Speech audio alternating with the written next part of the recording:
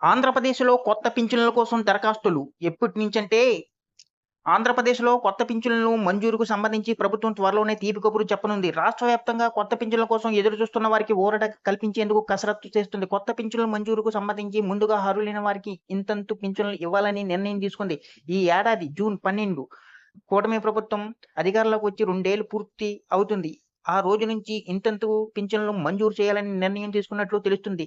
రాష్ట్రంలో మొత్తం 1,53,000 మంది ఇంతంత పింఛన్లకు అర్హులు ఉంటారని అంచనాలు ఉన్నాయి. వీరందరికీ కొత్తగా పింఛన్లు నెలకు 4,000 చొప్పున ఇవ్వాలని ప్లాన్ చేస్తున్నారు.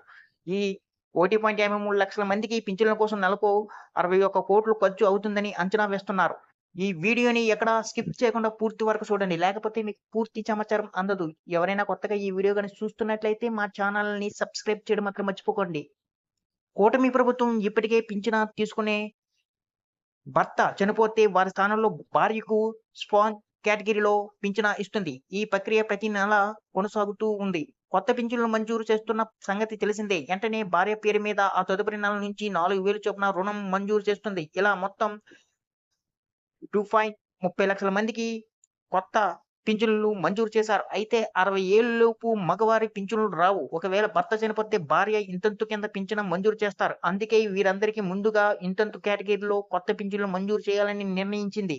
ఇంతంతు కేటగిరీలో పింఛన్లు మంజూరు చేసిన తర్వాత అర్హులైన దివ్యాంగులకు కొత్త పింఛన్లు ఇవ్వాలని ప్రభుత్వం నిర్ణయించినట్లు సమాచారం.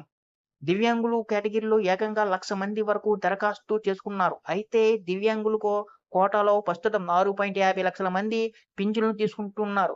వీరిలో ఓ 1,00,000 మంది వరకు అనర్హులు ఉన్నారు. ఈ 1,00,000 మంది అనర్హులను ఎలా నిరోధించాలని కసరత్తు జరుగుతుంది. ఏపీ ప్రభుత్వం ప్రతి నెల వృద్ధులు, వితంతువులు, ఒంటరి మహిళలతో పాటుగా ఆరోగ్య పింఛన్లతో కలిపి 28 కేటగిరీల్లో పంపిణీ చేస్తుంది. కొత్త పింఛన్ల కోసం దాదాపు 10 లక్షల మంది వరకు దరఖాస్తు చేసుకునే ఛాన్స్ ఉంటుందని అధికారులు అంచనా వేస్తున్నారు.